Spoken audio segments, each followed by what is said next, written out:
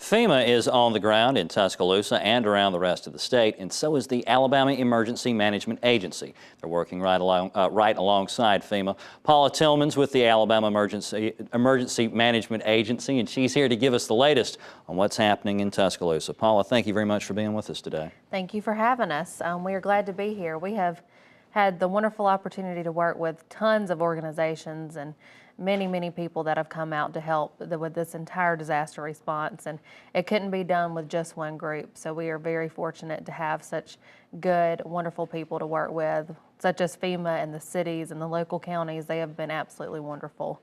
One thing that we really want to get out to people, though, is to please not only fill out your information for FEMA, but come to the disaster recovery centers. We have 4 of those locations set up, and what's there is a one-stop shopping for everyone. They can meet with FEMA, they can meet with the EMA, they can meet with Senior Citizen Services, American Red Cross, tons and tons of different organizations that can get them back on the right track to where they need to be to help them start the recovery process. Now, right off the top of your head, do you recall where the disaster recovery centers are? That way the folks at home know. The first one is actually at the American Legion Post on University Boulevard. We actually have one at Holt Elementary School, as well as the McDonald Hughes Center and the Annette Shelby Park. So those are the 4 locations you can go and visit, and there are just tons of willing, helping souls there that can help get you the paperwork, sit down with you.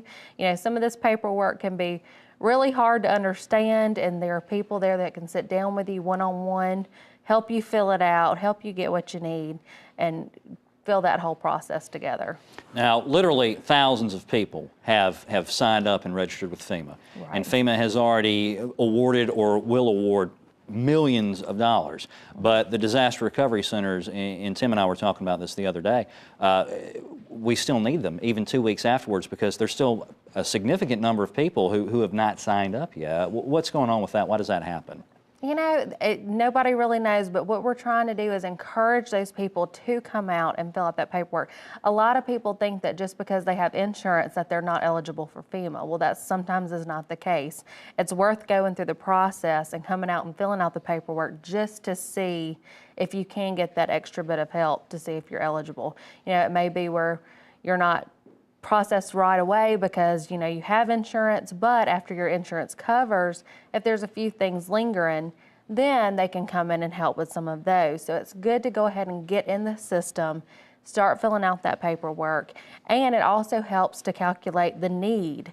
You know, on our end, we look at these numbers, we see the people who are coming in to fill out for assessments, and, you know, that helps us judge how many people really don't have homes, how many people are out there that still need large majorities of assistance. So it's a whole process that trickles down, and those numbers mean a lot to a lot of different organizations. Right, so and in some instances, it's not even about getting help. It's about, you know, just participating in the system and helping it gather the data to where the next time something horrible like this happens, you guys will have the numbers and you can set those kind of funds aside, and you know what you're going to be dealing with, more or less. Exactly, it is. And so far, just in Tuscaloosa alone, there's been about 8,000 applications turned in, and FEMA has already given about $15.1 million back to the citizens here in Tuscaloosa.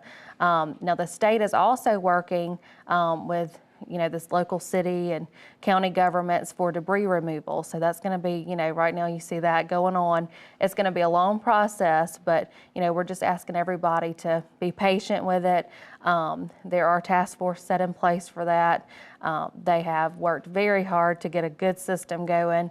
So just cooperate with the contractors and, you know, get that debris out to the right of way, and they're going to go step by step to get it cleaned up. All right, real quick, we're out of time, but we just had a caller, and we appreciate people calling in and asking questions during the show.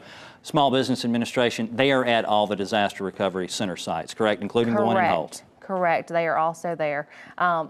There is just so many numbers of organizations there, but yes, the Small Business Administration, as well as FEMA, AEMA, tons of others. That you one-stop shopping.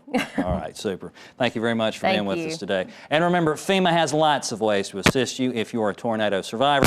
You can call them toll-free at 1-800-621-3362. And if you can get to a computer with internet service, you can find them online at fema.gov/assistance.